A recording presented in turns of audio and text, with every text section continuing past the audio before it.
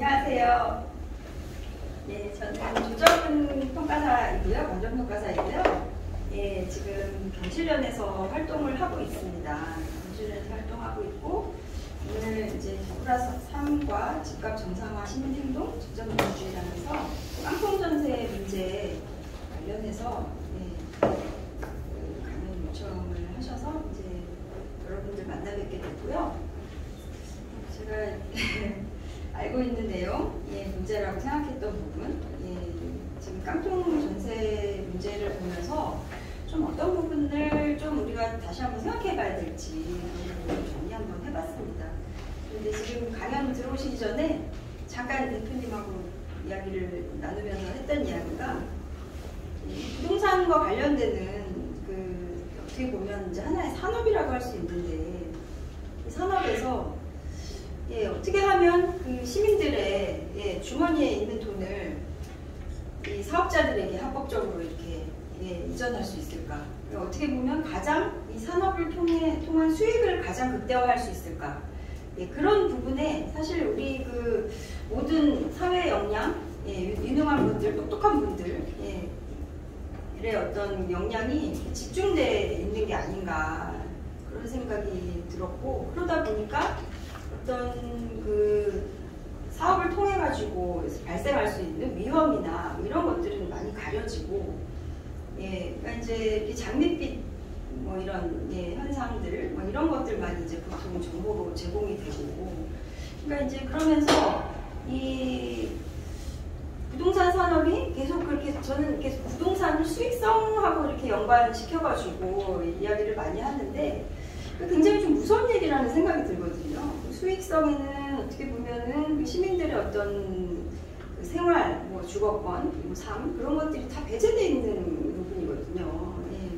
제가 오늘도 재개발 구역에 이제 현장을 하나 다녀왔는데 그분이 그 사업지에서 이렇게 건물을 소유하시면서 여러 이제 사업을 영위를 하시고 이제 임대도 주시고 임차인 간의 관계를 맺으시고 막 그러는데 그 얘기를 들으면서 그 어떤 특정 시점에 어떤 한 사업을 어떻게 하면 가장 수익을 크게 만들기 위한 그 이제 용도로 그 부동산이 사용되면서 그분의 어떤 그 30년의 그 삶이 그냥 다 없어져 버리는 그런 데다가 또 굉장히 또 그게 위험한 거예요. 이 부동산의 수익성이라는 게 그때그때 다르기 때문에 지금처럼 부동산 가격이 막 급등하고 급락하고 막 이러는 시기하고 잘못 맞물리게 되면 굉장히 어떻게 보면 개인의 입장에서는 피해가 커질 수도 있는 이런 부분에 대한 그 어떤 안전장치랄까 이런 게 너무 없다는 생각이 들었고, 이게 이제 전세 사기 요즘에 발생하는 이런 문제들도 어떻게 보면 좀 비슷한 맥락인 것 같다는 생각이 들었습니다. 이제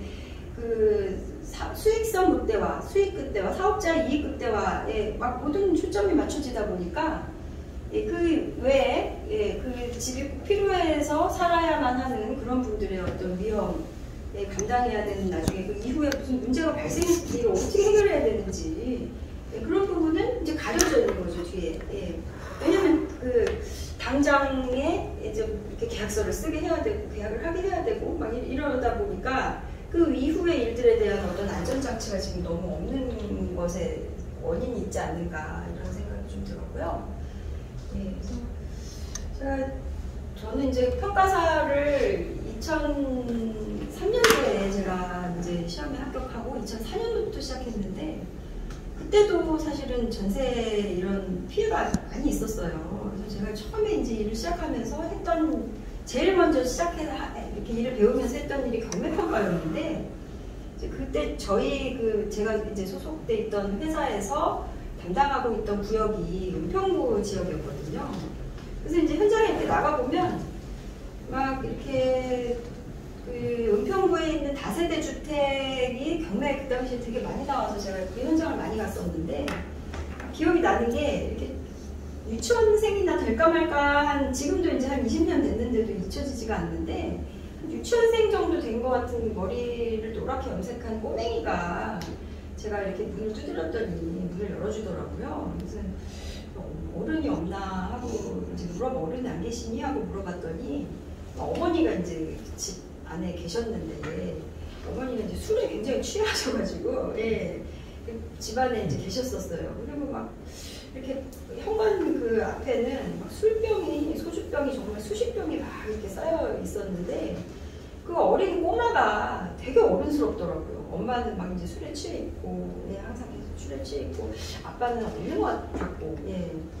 그래서 이제 저는 그때 처음에 뭐 저도 나이가 어린 그 20대 어린 나이에 이제 뭔지도 잘 모르고 가가지고 예, 뭐 이렇게 정말 안 되는 지식으로 이게 최우선 변제를 뭐 어떻게 하면 받을 수 있는지 막 찾아서 막 이렇게 막 말씀을 드리고 막 했던 기억이 나고 그 어머니가 막 술에 취해서 비틀비틀 하면서도 제가 이제 일부라도 보증금을 좀 건져갈 수도 있다 그런 방법이 있는 걸로 알고 있으니까 꼭 좀 알아보시라 막 그렇게 말씀을 드렸더니 예, 좀 술 취해서 이렇게 집에 이불 뒤집어 쓰고 누워 계시다가 그걸 알아보러 막 부랴부랴 막 어디를 또 나가시더라고요. 네, 그래서 그 기억이 많이 나고, 근데 그때도 정말 그런 일이 굉장히 많이 있었던 것 같고, 요즘에 이제 그 미추홀구 같은 경우에도 근전항, 선순위 근전항 설정돼 있는데도 이렇게 나중에 후순위로 또 들어가신 분들 이렇게 많이 계시잖아요. 근데 그때도 그런 분들이 되게 많았던 것 같아요. 그래서 막 목사님 한 분도 근저당이 있는데도 뭐 부동산 중개업자가 괜찮다고 해서 이렇게 들어갔는데 나중에 이제 그 인테리어 공사도 뭐 몇천만 원 들여서 새로 하신지 지금 이사하신지 며칠 되지도 않았는데 예, 경매가 신청이 돼가지고 제가 현장 나간 적도 있었고 예, 그리고 또 이렇게 또 어느 아파트인가는 이렇게 문을 두드렸더니 어떤 파자마 입은 젊은 새댁이 젊은 여자분이 이렇게 나오셨는데 자기가 결혼한 지 지금 일주일밖에 안 됐다고 아직 가구도 안 들어왔다고 이 집에 예, 새로 주문한 가구도 안 들어온 집을 모르고서 예, 전세 계약을 하셔가지고 들어오신 거죠. 제가 그런 현장에 나간 적도 있었고 그래서 되게 많습니다. 예, 근데 이제 그렇게 많은 비슷한 일들이 계속 반복이 되는데도 이게 해결이 안 되고 해결되기는커녕 오히려 더 심각해졌죠. 예, 그래서 왜 이렇게 심각해졌을까? 예, 그 부분을 좀 예, 말씀드리겠습니다. 그래서 이제 전세 사기라고 요즘에는 많이 이야기를 하는데 사실 전세 사기라고 하는 거는 좀 굉장히 좀 폭이 좁은 개념인 것 같고요. 이제 요즘에 쓰는 말로는 보증금을 돌려받지 못하는 그런 위험한 전세, 예, 그런 정도를 이렇게 전세 사기라는 용어로 그냥 통칭해서 쓰는 것 같습니다. 근데 사실 또 사기라는 건 형법상의 개념이기 때문에 좀 엄격하게 적용이 될 것 같고 이게 뭐 이제 뭐 경찰이나 뭐 검찰을 넘어가서 수사가 되고 뭐 이렇게 되기까지는 아마 이제 여러 단계를 거쳐야 될 겁니다. 그러니까 이제 어떻게 보면은 제가 이렇게 실거래가 내역을 항상 일을 하다 보면 볼 수밖에 없는 입장이라 이렇게 보다 보면 사실 뭐 전세 사기가 아니더라도 그러니까 뭐 한 사람이 뭐 수백 채 수천 채를 갖고 있으면서 예, 아예 이제 이거 보증금 편취할 목적으로 그런 의도를 가지고 한 그 부분에 대해서만 요즘에 이제 계속 문제가 되고 있는데 그런 비슷한 유형의 부동산에 비슷한 가격으로 전세 계약을 체결하는 그런 사례들이 사실 뭐 수천 채 수백 채를 갖고 있지 않는 그런 대부분의 많은 경우에도 거의 뭐 사실 가격에 있어서는 차이가 없습니다. 예, 그러니까 어떻게 보면 뭐 서너 채를 갖고 있지만 보증금을 돌려줄 능력이 없는 분들, 예, 그런 분들도 사실 상당히 많고 지금도 그런 유형의 계약이 계속 체결되고 있다고 봐야 되겠죠. 근데 그런 부분에 대한 얘기는 지금 많이 하고 있고 이번에 이제 뭐 본회의 통과했다는 그 전세 사기 특별법 같은 경우도 이제 그렇게 예, 그 여러 채 피해를 발생시킨 경우가 아니면 피해자는 이제 인정이 안 하고 있기 때문에 사실은 좀 근본적인 문제가 해소되지 않고서는 문제가 해결되기가 어렵다 이런 생각을 하고 있습니다. 이제 제가 전세 사기 원인을 이제 꼽아보면 전세 제도 자체가 사실 사기의 원인이겠죠. 전세 제도가 없었으면 이런 일이 없었을 테니까. 이 전세 제도는 우리나라에만 있다고 지금 알려져 있고요. 뭐 볼리비아인가 뭐 거기도 있다고는 하지만 우리나라가 좀 이렇게 널리 알려져 있는데 제가 어릴 때만 해도 그 할머니가 이렇게 개모임을 많이 하셨던 기억이 나거든요. 그리고 이제 저희 집도 이렇게 옛날에는 워낙 주택이 부족하던 집이어서 제가 이제 80년대 뭐 이렇게 70년대 80년대 어린 시절을 보냈는데 워낙에 인구가 서울로 도시로 집중되는 그런 시기다 보니까 주택이 부족한 문제가 심각했었고 그래서 집에 조금이라도 이제 방 비슷한 게 있기만 하면 예 이렇게 단칸방 뭐 무슨 방 해가지고 잘라서 다 전세를 주고 예 그리고 방은 서너 개 있으면 그 중에서 뭐 이렇게 문간방은 또 주고 누구 뭐 이렇게 한지붕세 가지고 옛날에 이제 드라마가 있었잖아요. 예. 그래서 이렇게 전세라는 제도를 통해 가지고 주택 부족 문제도 해결하고 또 집주인들은 이제 그 은행을 통해 가지고 이제 금융 자금 조달을 못하는 그런 문제를 이제 전세 제도를 통해 가지고 자금 조달하고 이런 용도로 이제 많이 활용됐던 것 같고 그래서 이제 88년도로 제가 자료를 찾아보다 보니까 올림픽 전후로 해서 급격하게 사회가 또 이렇게 성장하면서 경제 성장하면서 저렇게 심각하게 전세값이 급등했던 그런 뉴스가 이제 나오고 한 4년 동안에 87년부터 4년 동안 84%나 상승했다고 하니까 그때도 좀 어마어마한 일이었죠. 예, 그때도 이제 돌아가시는 분들도 많았고 근데 지금하고는 좀 그 문제의 근본 원인이랄까 이런 게 좀 다른 것 같습니다. 그때도 심각한 사회 문제였지만 예, 지금하고는 조금 이제 원인이 좀 다른 것 같고요. 그래서 이제 외환위기 이후에 예, 그 어떤 소매금융, 어떤 소비자금융 이런 부분이 이제 그 활성화되면서 경기 부양하기 위해서 가계대출 확대하면서 주택담보대출을 좀 예, 그 산업으로 이제 육성을 했었던 것 같고 그 전까지는 예, 이제 그 기업이나 이런 산업에 투자했던 그런 비용들이 그 IMF 이후에 회사들이 많이 무너지고 없어지고 막 이러다 보니까 산업에 많이 투자가 안 되고 상대적으로 은행들이 금융권들이 갈 곳이 없는 돈을 예, 개인 소비자금융, 예, 개인들 주택담보대출을 통해 가지고 예, 계속 해소하려는 그런 경향을 보였었고 근데 이제 2008년도 이후 이때가 이제 문제인데요. 이때가 이제 이명박 정부 때잖아요. 예, 이명박 정부 때 이후에 금융위기 이후에 사람들이 주택경기 침체되고 집을 살려고 하지를 않았던 거죠. 아, 집을 다 지어놨는데 안 사고 미분양이 나고 막 이러다 보니까 집값이 오를 것 같아야 집을 사는데 집값이 오를 것 같지가 않으니까 이제 안 사는 거예요. 그런데 안 사면서 또 살 집은 필요하니까 거의 전세 가격하고 매매 가격이 비슷해지는 그런 현상이 이제 나타났었고 예, 그러다 보니까 전세 수요는 증가하고 예, 매매 수요는 감소하고 그러니까 거의 이제 그러다 보니까 이제 이때부터 이 전세에 대한 금융화, 전세 자금 대출 또 이제 전세 보증제도 뭐 이런 것들이 이제 이때부터 좀 시작이 되면서 또 하나의 어떤 주택 그 경기를 부양하는 그런 수단으로 이제 활용됐던 것 같습니다.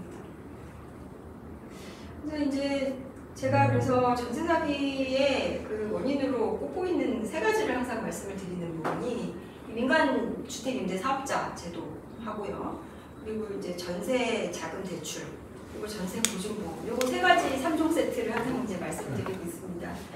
그래서 이 민간 주택 이제 예, 저만 해도 이거 좀 어려워서 택시도 못 잡아서 젊은 친구들한테 잡아달라고 막 그러는데 예, 그 젊은 친구들이 너무나 손쉽게 자금에 대한 접근성을 이런 핀테크 산업들이 어떻게 보면 이렇게 좀 예, 그 장려한 그런 측면도 있는 것 같고, 그러니까 신용대출이나 전세자금대출 뭐 이런 소비자금융을 그러니까 너무나 접근하기 쉬운 그런 예, 젊은 친구들에게 무분별하게 그거에 대한 위험성에 대한 어떤 아무런 안전장치도 없이 이렇게 풀었던 게 아닌가 좀 이런 생각을 많이 하고 있습니다. 저는 좀 지금 속도가 많이 안 나는데 그래서 이게 지금 여기 보면 이게 2011년도 기사인데 제가 이제 여기 13년도에 아까 기사를 소개해드렸잖아요. 한겨레 신문 전세자금 대출 해마다 20% 넘게 급증했는데 이 또 자료 찾아보다 보니까 2011년도에도 예 이제 뭐 전세자금 지원을 확대하겠다 이런 기사에 대해서 또 한겨레 신문에서 세입자에게는 빚내서 전세금을 올려주라는 거냐, 예, 부자에게는 이게 지금 많이 사는 거냐 이런 기사가 그때도 있었어요. 예, 근데 이제 오히려 더 예, 이 부분에 대한 문제 제기가 계속 있었음에도 불구하고 그냥 해소 방안은 전혀 없이 그냥 계속 확대가 들어갔던 거죠. 예. 그리고 이제 전세 사기 확산 원인으로 또 꼽는 것이 전세 보증보험 제도인데요. 여기도 보면 전세보증보험제도도 이게 도대체 정말 서민의 임차인들의 그 보증을 보호하기 위해서 만든 것인가, 저는 이제 그런 의문을 많이 갖고 있었는데, 제가 이 그 자료를 찾아보다 보니까 2013년도 9월 달에 이 전세 반환 보증보험이 출시가 됐거든요. 주택도시보증공사 허브에서. 근데 이제 그 장석호 공인중개사님 말씀에 의하면 이때는 이제 보도자료만 이렇게 나왔고, 실제로 도입된 거는 이게 이제 이 당시 13년도 보도자료이거든요. 예. 실제로는 2015년도부터 시작됐다 이렇게 말씀하시기도 하는데, 제가 이제 뭐 정확한 내용을 좀 더 찾아봐야 될 것 같아요. 그래서 이때도 보면 이 지금 전세 보증보험 제도를 임차인을 보호하기 위해서 만든 제도가 아니라는 걸 보도자료만 봐도 알 수 있어요. 그래서 지금 중공업 미분양 아파트를 전세로 공급하겠다는 거예요. 이게 지금 국토교통부 2013년도 보도자료인데, 이 중공업 미분양 문제가 이제 심각하다 보니까 건설사들이 막 밀어내기 분양 막 해야 되고 싸게 팔아야 되고 너무 손해보는 게 너무 얼마나 아깝겠어요. 그러다 보니까 이제 우선 사람들은 집은 안 살려고 하지만 전세는 살려고 한단 말이에요. 내가 이제 앞으로 이제 주택 가격이 계속 상승할 거라는 기대가 없기 때문에 예, 전세로는 살고 싶어 하지만, 근데 대신 이제 이렇게 이 당시에 건설사들이 이렇게 그 무너지고 이렇게 파산하고 뭐 이런 경우가 많다 보니까 건설사 미분양을 전세로 활용하기가 너무 어려웠던 거예요. 그 당시에 막 LIG 건설인가 뭐 여기도 이제 없어지고 몇 개 대형 건설사들이 많이 없어지고 그랬는데, 그러다 보니까 이제 건설업체가 갖고 있는 미분양 아파트를 그냥 전세로 안심하고 들어와라, 우리가 보증해 줄 테니까. 예. 그런 내용이에요 이게. 예. 그래서 이 무기지 보증 뭐 이러면서 미분양 아파트를 전세로 예, 활용하는 건설업체에 한해서 뭐 이런 걸 보증을 해주겠다. 그러면서 이제 실제로 그 보도자료와 이제 내용을 보면 이 그 중공업 미분양 아파트가 2012년도 7만 5천 건, 2013년도 6만 1천 건, 2014년도 4만 건 이렇게 하면서 점점 감소합니다. 예, 그러니까 이제 그 전세로라도 계속 이제 활용을 하면 이건 미분양 통계에 잡히지 않는 거예요. 그러니까 어떻게 보면 이거는 임차인 보호가 제도가 아니라 그 건설사들의 자금 조달 수단으로 좀 훨씬 편리하게 좀 사용할 수 있도록 하기 위한 미분양 대책이었던 거라고 저는 이제 생각하고 있고요. 예, 그래서 이제 이렇게 확산 원인 세 가지를 말씀을 드렸고, 지금 뭐 정부 대책이 이렇게 계속 나오고 있는데 앞에 나왔던 것들은 대부분은 좀 큰 의미가 없는 것들이고, 예, 뭐 전세 안심 전세를 만들어서 뭐 보급하겠다 뭐 이런 얘기를 하고 있지만, 제가 이제 피해자분 얘기 들어보니까 이분은 이제 지금 막 선순위 그 국세채 그 선순위 채권이 뭐 60몇 억이 지금 막 압류가 걸려 있고 이런 집인데도 거기 집어넣어서 이렇게 검색해 보면 안전한 집으로 나온다는 거예요. 예.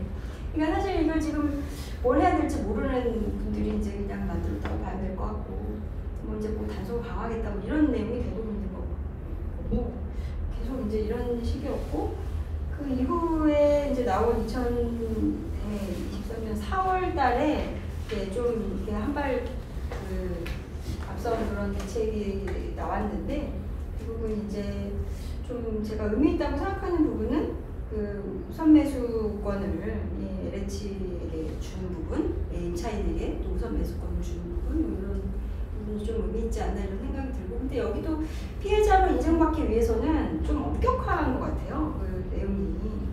예, 그래서 피해자가 되려면 뭐 이제 그 주민등록 마치고 확정일자 갖추고 뭐 이래야 되는 거고 당연하고, 또 뭐 경공매 절차가 우선 진행돼야 되고, 또 임대인에 대한 수사 개시 뭐 이런 걸 받아야 되고, 뭐 이제 뭐 이런 내용들이 지금 들어가 있다 보니까 사실 그 이제 대상자가 이제 굉장히 한정이 되는 그런 부분이 있을 거고, 사실 제가 이렇게 가격 수준을 보면 이 한 사람이 여러 채를 갖고 수백 채 수천 채를 갖고 있는지 여부가 아니라 그 보증금 미반환의 위험이 상당히 높은 그런 전세 계약들이 지금도 계속 체결되고 있고, 그런 구조 자체를 지금 바꾸려는 그런 부분에 대한 대책이 좀 많이 부족하다는 생각이 들고요.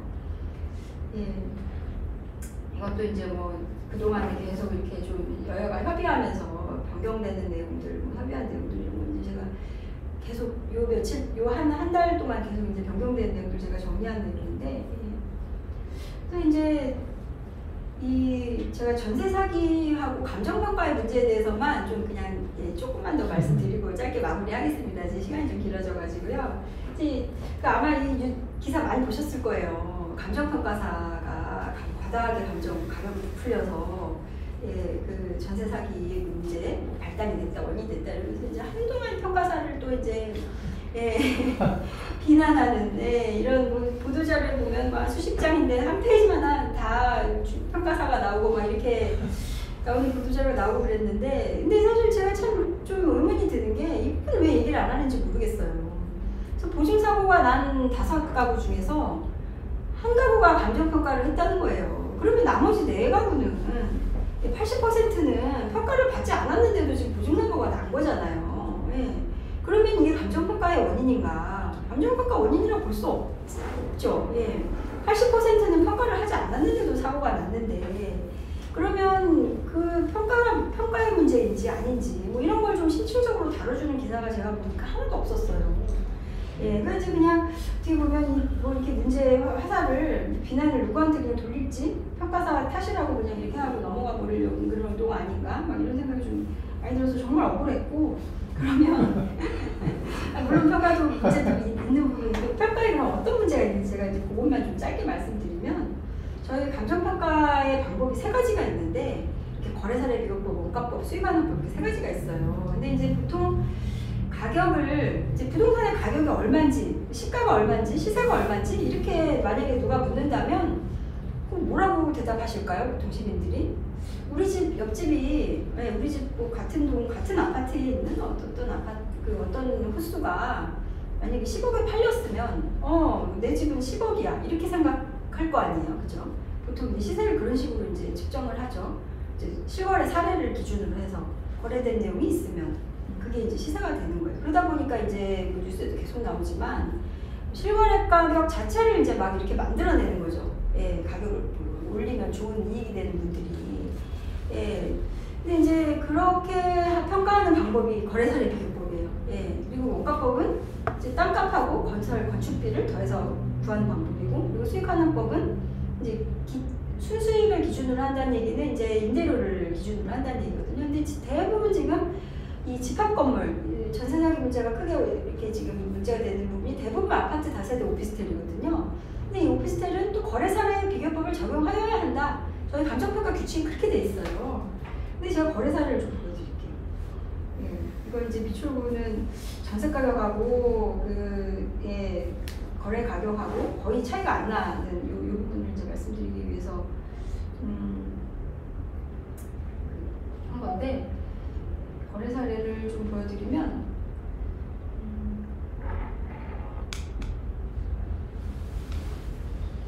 화곡동에 여기 이제 그 거래 사례를 제가 화곡동의 다세대 주택 실거래가를 쭉 분석을 해본 내용인데 한 4천 건 나오거든요. 2021년도에 2022년도에는 한 3천 건 정도 나오는데, 보면 1억 5천 미만은 16.4%, 그리고 2억 5천 미만은 48%, 3억 5천 미만은 30%, 3억 5천 이상은 4.4% 이렇게 나오는데, 그러니까 이제 거래 사례 바운더리가 엄청나게 넓다는 거예요. 여기도 이제 지금 보이실지 모르겠는데, 여기 보시면 뭐 같은 면적이 지금 다 비슷비슷하잖아요. 39제곱미터, 34제곱미터 다 비슷비슷한데 거래 금액이 3억 4천짜리도 있고 2억 9천짜리도 있고 2억 2천짜리도 있고 4억 뭐 3천짜리도 있고 4억 5천짜리까지 있어요, 심지어. 그러다 보니까 이게 사실 뭐 이렇게 다 이렇게 지도에다 막 찍어보면 거리가 뭐 이렇게 멀지도 않고 가격 뭐 이렇게 특별히 뭐 이렇게 차이점이 별로 없는데도 저렇게 가격 바운더리가 넓게 나타나는데, 저 거래 사례를 저 거래 가격을 기준으로 지금 정세 보증 보험도 들어주겠다. 지금 평가가 정말 문제니까 실거래 가격을 기준으로 지금 그 보증보험을 가입하게 해주고 뭐 이렇게 하겠다는 게 지금 정부 대책이에요. 그러면 이분들이 거래 사례 하나 만들어내는 건 사실 쉬운 일이거든요. 계약서 하나 이렇게 만들어서 조작해서 그런 일 지금도 비일비재하게 일어나고 있고, 만들어가지고 한 사례 하나 띄워놓고 그거 가지고 뭐 평가를 받으면 평가사는 거래사례 비교보고 평가하게 돼 있으니까 그렇게 평가할 수밖에 없다는 거예요. 이런 문제를 오히려 이렇게 거래사례 가격이 기준이 없고 그냥 들쭉날쭉한데 그걸 어떻게 선정해야 되고 이 시장을 어떻게 분석해야 될지에 대한 정교한 대책이 지금 하나도 없다는 거예요. 예. 근데 이제 평가가 문제니까 평가하지 못하게 하고 거래 사례를 기준으로 하겠다는 게 지금 정부 대책인데 이제 좀 심각한 문제라는 생각이 들고 그리고 이제 제가 그래서 지금 대안으로 좀 말씀을 드리고 싶은 부분이 거래 사례 비교법이 아니라 지금 분명히 우리 이제 그 평가 방법의 원가법과 수익환원법을 모두 이렇게 적용할 수 있게 그렇게 하고 있어요. 근데 이 수익환원법 같은 경우가 이제 사실 어떻게 보면 좀 대안으로 저는 이제 말씀을 많이 드리는 편인데 이게 지금 예, 전세 그 대출 대출 이자가 보통 한 20만 원, 30만 원, 40만 원 그 정도 선에서 왔다 갔다 해요. 그러다 보니까 실제 이제 월 임대료 40만 원 그거보다 싸기 때문에 이분들이 대출을 받아가지고 이제 예, 그 대출 받아서 전세로 들어가시는 건데 저 2.4%의 전세자금 대출 이자율을 그냥 막 적용을 해버리면 40만 원의 임대료 곱하기 12 하면 이 부동산 가치 2억 원이 나오는 거예요. 근데 사실은 저 2.4%의 그 전세자금 대출 이자는 사실 변동 위험이 큰 거거든요. 그리고 이제 예, 전세 보증금이 반환되지 않을 그런 위험, 이자율이 또 계속 이렇게 변동할 위험 이런 것들이 전혀 반영되지 않은 그냥 현재의 그런 어떤 순수한 지금 이제 그냥 아주 저금리가 그대로 반영되어 있는 그런 이자율이라는 거예요. 그러다 보니까 이제 만약에 이자율이 2.4%에서 4.8%로 만약에 딱 변동이 되면 가치가 이렇게 반으로 뚝 떨어져 버리는 거죠. 그래서 이제 요 자본 환원을 예, 어떤 이유로 리스크 프리미엄을 어떻게 반영할 것인지 이런 부분 좀 연구가 더 돼서 수익환원법을 좀 적용해야 된다는 부분을 좀 대안으로 이제 많이 말씀드리고 또 이제 원가법은 이제 토지 가격과 건물의 건축비 이거를 두 개 합산해가지고 이제 평가하는 방법인데 어떻게 보면 저는 이제 이 원가법을 적용하면서 항상 드는 생각이 뭐냐면 이제 업자들이 그 재작년 뭐 2019년 막 그 저금리 환경에서 그 단독주택 저층주거 지역의 구축 단독주택 오래된 노후 단독주택을 많이 사러 다녔어요. 왜냐하면 이게 사업이 되니까 이런 빌라 그 업자들이 이제 많이 사러 다녀서 어떻게 보면 그 동네 땅값이 굉장히 많이 올랐거든요. 그러니까 처음에는 예, 토지를 10억에 사서 한 25억 들여서 건물을 지으면 원가가 35억이 되잖아요.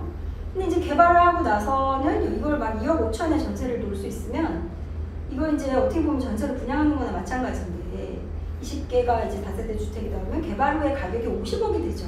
그럼 15억의 이익이 발생이 되는 거예요. 근데 업자들은 처음엔 좋았겠죠. 근데 집주인들이, 땅 주인들이 이제 이렇게 되기 시작하면 팔지 않는다는 거예요. 10억에. 예.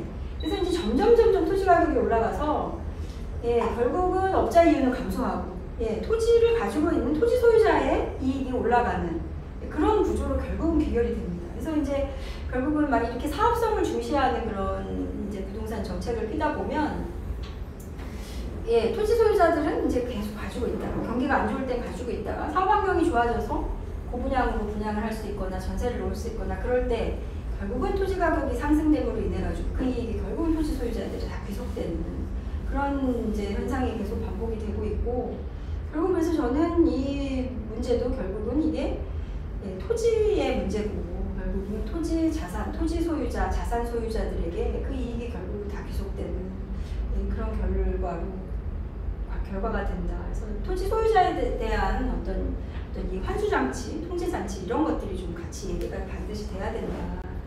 이런 생각을 하고 있습니다.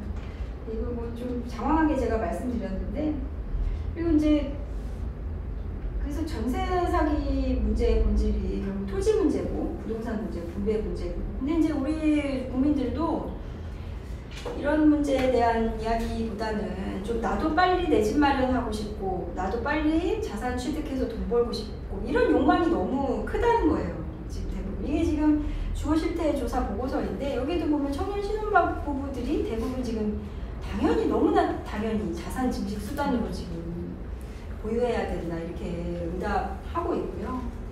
예. 여기도 보면 지금 이제 주거 서비스로 어떤 정책을 좀 했으면 좋겠는지 물어보면 예, 꼭 필요한 주거 지원 프로그램 전세자금 대출 지원해달라 그리고 또 주택 구입 자금을 대출 지원 좀 해달라 뭐 이런 요구가 지금 60%가 넘게 나타나고 있습니다. 그러니까 이제 어떻게 보면 국민들 요구인 거죠, 이런 부분이. 그러다 보니까 이제 근본적인 문제는 해결이 안 되고 계속 예, 저렇게 대출이 확대되고 뭐 뭔가 이제 혜택을 받는 것처럼 자꾸 느껴지니까 이런 부분만 부각되고 이렇게 자꾸 소비하게 만들고 예, 그래서 부동산 가격 결국은 토지 가격이 계속 상승하는 이런 문제로 귀결되는 것 같고요. 이런 부분에 대한 이제 지적을 제가 계속 하고 있고 선생님들 말씀을 좀 많이 들어보겠습니다. 여기서 마치겠습니다. 네, 수고하셨습니다.